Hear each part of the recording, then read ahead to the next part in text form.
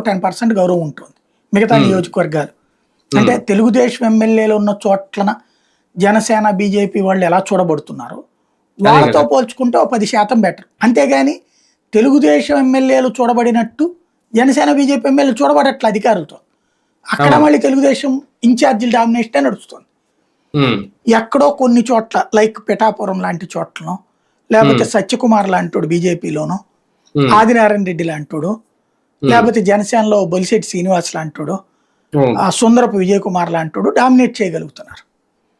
అంటే ఎమ్మెల్యేగా ఉండేవాళ్ళు గతంలో తెలుగుదేశంలో పనిచేసి వచ్చినటువంటి వాళ్ళు, లేకపోతే స్ట్రాంగ్ గా ఏది తగులుకోగలిగినటువంటి వాళ్ళు ఉన్న చోట మాత్రమే జనసేన బీజేపీ వాళ్ళకి గౌరవం లభిస్తోంది.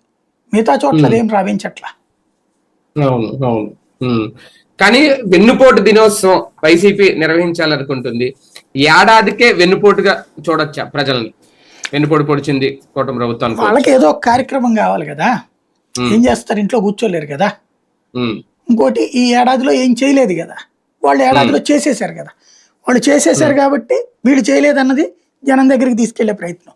భారీగా జనమేమి ఎగబడిపోరు. కార్యకర్తలు ఎంతమందికి వస్తున్నారు బయటకు అనేది చెక్ చేసుకోవడానికి పనికి వస్తావు కార్యక్రమం. అంటే వాళ్ళ ఉనికి వాళ్ళు చెక్ చేసుకోవడానికి వైసీపీ ఎంత బలం పెరిగింది ఏంటి అనేది. సార్ మరో కీలక అంశం,